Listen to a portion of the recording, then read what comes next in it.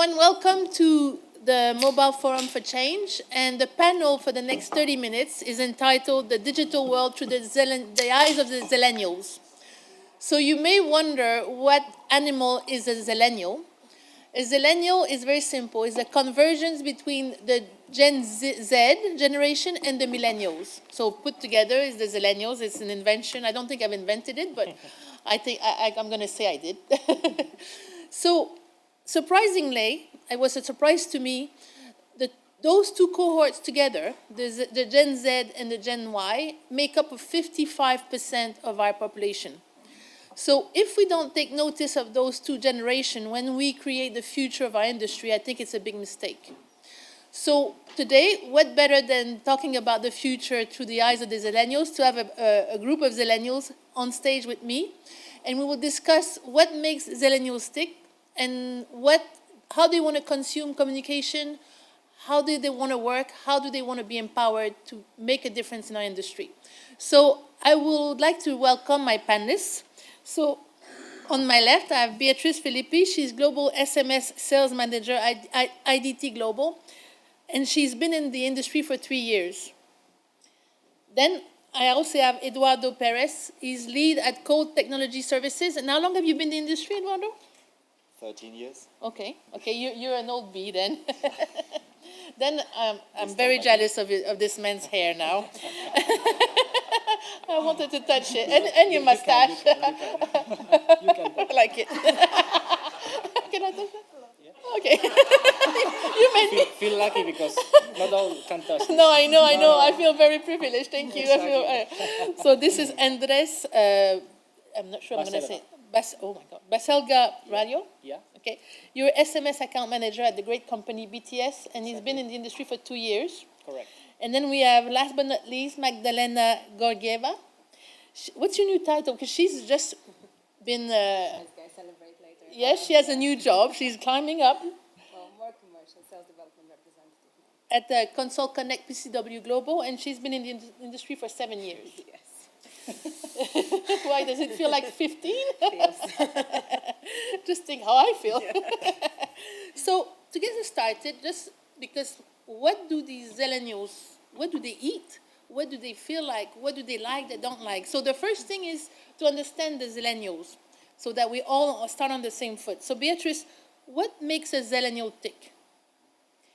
Thank you, Isabelle. So I think it's always difficult to make generalizations, but in this case, we're talking about people that were born in the mid-1980s onwards. So I think what is really different about this generation is the fact that we were born and grew up with internet connection and access to the internet. So we're sometimes called the digital natives. And I think this has really revolutionized the way we think about society, interaction, and of course also in the workplace. So I would say as consumers, we expect, usually we're a bit spoiled, we expect our digital experience to be seamless and customized. And on a whole, I think we're probably more aware of political issues as well because of how connected we are. So we tend to care about diversity, inclusion, sustainability, and these values. Okay. Eduardo, anything to add to that? Yes, of course. Thank God. Okay, let's put it this way. I think one of our key drivers is consistency and transparency. We expect things to happen in a way that they are more real and probably less fluffy than traditional used to be. And the other thing that I think is really important for us is experiences must require low cognitive effort. And it's not only about just making them look good or seem easy. Is whatever decision I'm going to take, whatever transaction, whatever service am I going to buy, it must be something that doesn't really affect my mind. Because I've received so many inputs. And that is something that it's super important because that affects literally every aspect of our corporate life. It affects internal communication, it affects engagement, it affects how we hire and attract people. Even in an interview, the amount of information that we receive for multiple channels is huge. So we have to be very careful on how we communicate to each other. Okay. But for me, the low cognitive effort is fundamental. Okay. So she said spoiled, lazy. Okay. Yeah. You're doing good. I'm joking. Joking. What about you? How would you define yourself as a Zellennial? Not as lazy, I would say. But I think it's more a way, as Beatrice said, that we are technological born, so we are very familiar with everything related to technology. And one of the good things I see from the Zellennials is the thing that we can communicate with less words or with the minimal words to say so many things. Okay, so we synthesize many information, even not with words, only with a picture. We can easily see a meme and understand what's happening in that moment, related to information of every day, about politics, about anything that happens around us. So I would define ourselves like more technological people and more easy to communicate to each other. Okay, that's interesting because us, the more experienced generation, we would have thought we communicate very well because we call each other and we still do that. And you don't. But what you're saying is We actually used to the do reverse. it- It's a different type of communication. It's a different but type of communication. It's more synthesized. Yeah. More intense. Yeah. Magdalena? Without being modest, I think we are really resilient. We are really determined, and also, I don't know. I think we are really selective in terms of how we spend our time, what we invest into. So, I think it's a great generation because it's in between of people who are not really confident of doing things. And now you see that all of these co-founders doing stuff, you're being inspired constantly. You're questioning even yourself, am I good enough? Or is that enough actually? But I think we are really privileged. We are cleaning the platform for the people after us to come and shine even more.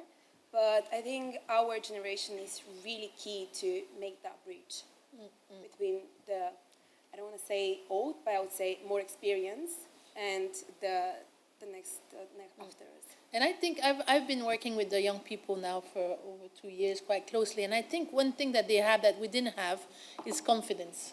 I think you're so much more confident than I was at your age, to speak in public, to speak your mind, to not always agree with the the upper echelons. And I think that's a great gift because it takes years sometimes to get to that confidence level. And it's key to grow as a person in the industry and in the world. So I think from my point of view, I've seen that a lot. So what does that mean then? How do you want to consume telecom? So if you translate that in what you expect to receive as a communication experience, how would you define that? What is your expectation when you communicate? Related with the last thing that you said about we are more confident on how we communicate or how open are we to communicate, I think it's also related because we have more channels to communicate, not even to take the phone and make a phone call, or to have a camera and you can see us on TV. It's also related to the many platforms that we have to communicate. Also, we have the communication from my point of view, I would like to consume communication as the way I do. Also from my job and also from my free time. From my job, I can do my job wherever I can because I have Wi-Fi, so I can go to the mountains and work from there, in the relaxed place with the birds and the nature. And from my free time, for example, I like to have the time to see my videos, to see the pictures that I like, to communicate with my friends in a simple way, as I said, mainly with some stickers of myself. I think it's more customized, the communication that we make nowadays. And also with the new technologies such as the augmented reality, you can see how you look with your clothes, even that you don't need to go to the store to put the clothes on, or even to communicate with each other. For example, I have my grandmother is now in the hospital, so I cannot see her in lifetime, but I can make a phone call, a video call to her, and we can communicate super easily. And I think she couldn't have that possibility with her mother. Yes. So you like things to be simple and to tailored make it to your simple, own. to make it more visual or to more creative, in a more creative way, and also to use these tools to show the people that we want to be here. We want to be listened. Okay, you want to be heard. Yeah. So you think it's the same from your personal life and your work life? You would like to have a similar experience? Exactly. And And, they the wanna- facilities to do it wherever I want. Yes, of course. Okay. So maybe in the beach with my swim and with my glasses, taking my sun bath with the mobile phone. Would be Twirling your amazing. mustache. Twirling my mustache. That would be super nice. Anything to add, anyone? Go ahead. Yeah, that's interesting because obviously the way we behave with technology in our personal life is exactly the same as in our professional life. We're also decision makers in our organizations. I don't really care about a B2B versus B2C relationship when it comes to digital and when it comes to telecom in particular. Well, Maggie and I have been working together for a long time because we created a massive partnership in telco to solve quite a big industry problem around industry billing issues and settlements and so on. And the reason why that works is because we managed to build a strong partnership between each other. We managed to build the right culture, even though we're working in different organizations and so on. But what is that actually relevant with my personal life? Because that's exactly the way I build relationships in my personal life. It's about trust, it's about simplicity, it's about transparency, it's about making things really easy and they look good. It's not only about it solved the problem, but how do we communicate it? Is it sexy enough? For example, how did we build a boring billing blockchain platform into something really sexy? Well, It's just because of that. What did you do? Yeah, I should say that it's not boring at all. Excuse me. It took me 12 months. Don't say that. No, but for me, I'm really privileged to be in this team. And honestly, collaboration between completely different businesses. I mean, same environment, okay, but he's Colt, I'm PCW, Council Connect. We work with Vodafone and Deutsche. But sitting in one room together, brainstorm, again, it's the same, towards same goal. It's brilliant, we are competitors at the end of the day. But for this specific project, we work as a team. We were last week for 2 days brainstorming how to improve the process, how to make it better, and work for all of us, which is great. I mean, not every company or not every, maybe industry can have the same project working. It's So, super important yes. to take in consideration as well that I don't care how the BT portal looks like, or Colt, or Deutsche Telecom, or PCCW. My expectations are Netflix level, are Uber level. Yes. So when I'm finding partners or scouting startups or defining a new process or a new interface, that is my standard. It's no longer, I need to be better than my competitor. If we're really facing or discussing how do we want this future telco look like, it's not comparing it with telco. It's comparing it with retail, with traditional e-commerce, with Amazon. What is the real experience that we receive from those players that we definitely don't receive in telco? And that is super amazing because that gives us a huge opportunity for us to not only consider attracting talent from different industries, which is also an interesting way of communicating and engaging different audiences and getting new ideas. But at the same time is how do we seduce our customer in a different way?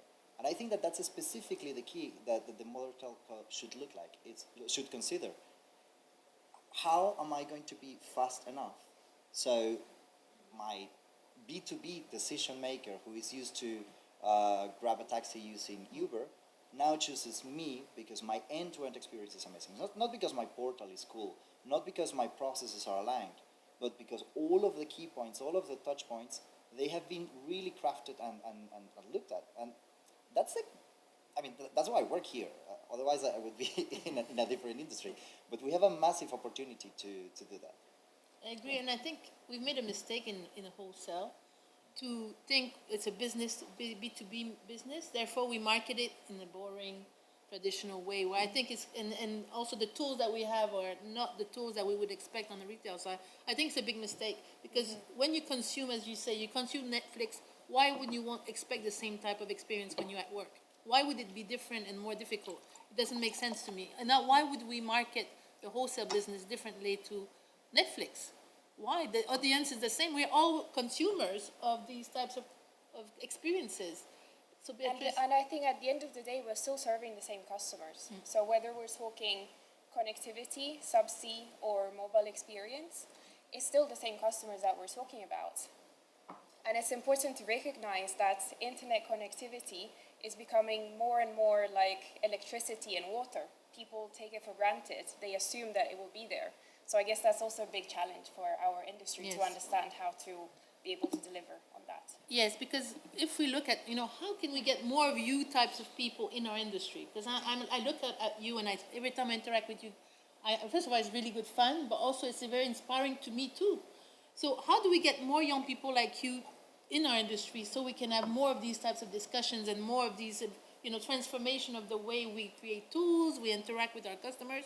So when I talk to young people, almost all of them, including myself, I'm not young, by the way, but when I was young, how do we get into this industry? Most of the time it's by chance, because the young people have no idea that we exist, number one, and how cool our industry is. So we have to find, I shouldn't speak, that's not my panel, but how can we get more young people like you in our industry to know about it and to want to join? Who wants to take that? I think we just need to understand that the industry is not that boring. I think you're flashing. Is it? I don't know. okay, No, okay. I'm not. I don't think our industry is boring at all. No. That's why, look at the blockchain project that me and Edu do. There is AI as well. Everything is involved. Everything starts from us, basically. The way how we show that to the consumers is a different way, So because startups are more dynamic and maybe more fancy for the young people, you can have so much more within our industry. Not only because you're attending a great conferences, meeting people, traveling around, all of that, ticking all of these boxes, but the loyalty aspect is really important. So in my company, I know people who've been working for 20 years for the same company. We're like, what? Is that actually a real thing? Yes, it is, and it's brilliant. Where you have this connection with your colleagues, with the environment, and you all build something together. So I think just the message should be, you should join, because it's a great place to form yourself as an individual and be part of something big. I'd like to bring some controversy. Yes, I like you. I like challenging. You'll be on my panels again. No, we all should be. The thing is, if you look the executive board of most organizations, they have a chief people officer or executive vice president of HR, or however we want to frame it. What about we consider HR within the marketing function? What if we just treat people management as if it was a marketing funnel? Because at the end, that is exactly what we are trying to solve. We want to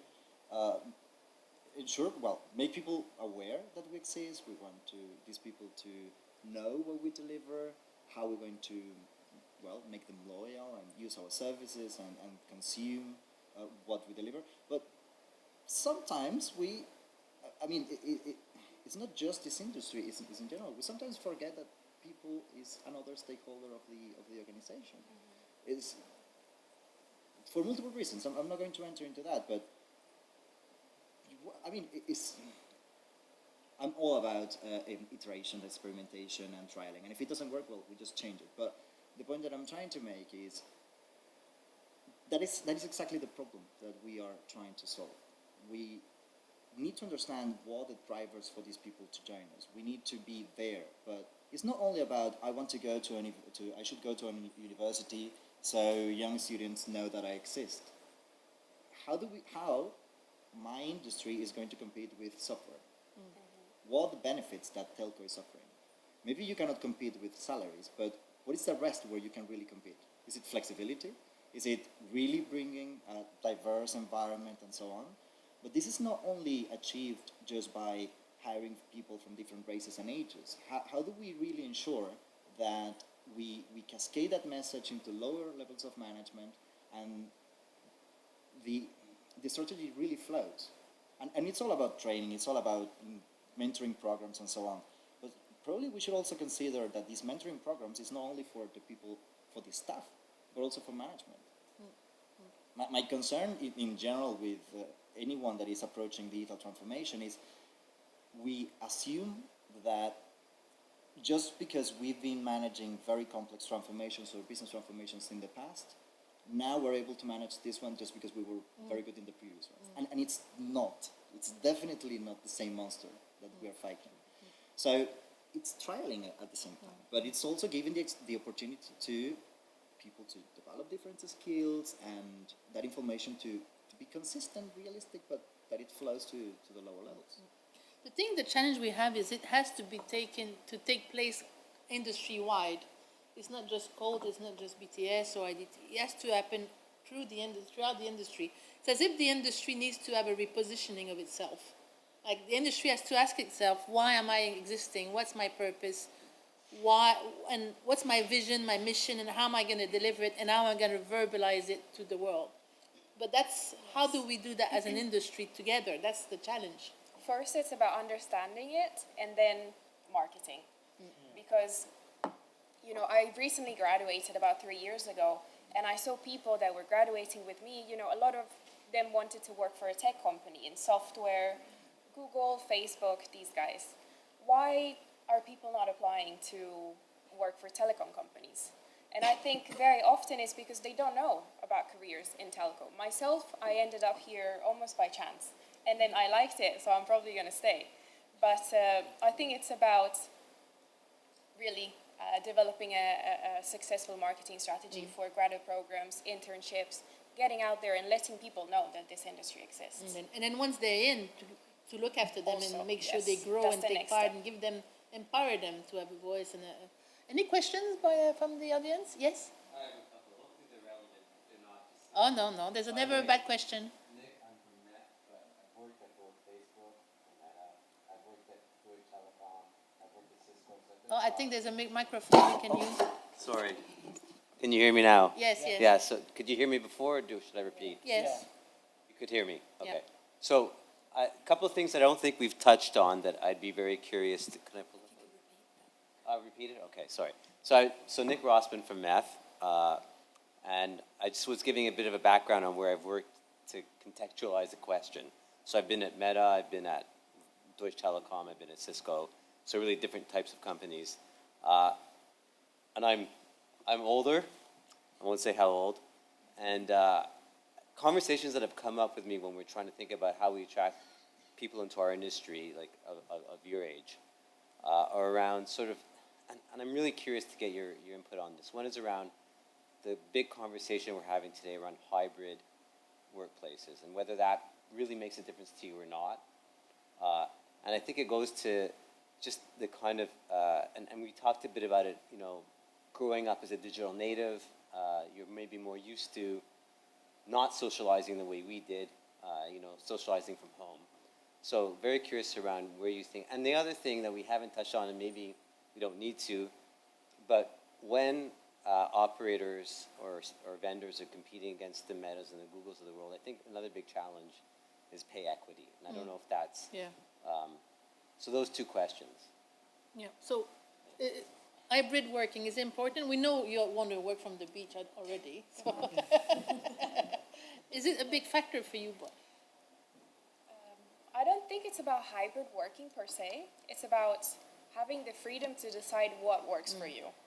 Is it remote? Is it hybrid? Is it 5 days a week in the office? It's really about being able to choose, I think. Okay, and then the money question. Do you think you paid enough? Never. Okay, another point of controversy. Well, first question was around Hybrid working. Is that hybrid important working. for you to be I remote? fully agree with her. I mean, we're no longer in the 19th century. The whole thing about putting so many rules about being present or not is because multiple years that worked, let's say, that is no longer the case. There's a structural gap that needs to be fixed. What is the real objective or the strategy for the organization? How those objectives transfer to the multiple layers? What is the communication between top-level strategy to the low-level management? How agile is this organization to change the path or not? And now, when you take that in consideration, personally, I don't follow 9 to 5 at all. But my goals are very clear and I need to meet them. I can work at 3 a.m. or I can work on Saturday or I can work at 9 a.m. or I may just not show up in the entire day. That is not affecting my performance. I'm lucky because I am in an environment where I am allowed to do these kind of things. But that's how I thrive. That works for me. That may not necessarily work for you. Maybe you want more 9 to 5 job with regularity and so on. The point that I'm trying to make, and she was completely valid, is we need to ask people what it works for them. And it's not only about just having a strict policy that everybody should do the same. That is a whole thing about diversity. Maybe, to be honest, I think that if I've gone 5 times to the office after COVID, it's a lot. Wow. But why? Because all of my projects, they are international. If I go to the office, I'm going to see friends, but I already see my friends outside. I don't need to go to the office just to see my friends. I already meet them. The point that I'm trying to make is we need to give people flexibility to work how they want. But at the same time, we also need to be very careful with the structural gaps that every organization has. And that's perfectly fine, but let's focus on that. I mean, how is your strategy communicated? Are you persuasive enough? Is it sexy enough? Is your management really clear what they want from their staff? Is there any way to track that? Because if your objectives are like naive, open, we just want to be the best in the industry, that's fine, but how do you measure it? You know? The point that I'm at the end, I think that's super relevant. And that is also linked with another typical structural gap that most organizations have around roles and responsibilities.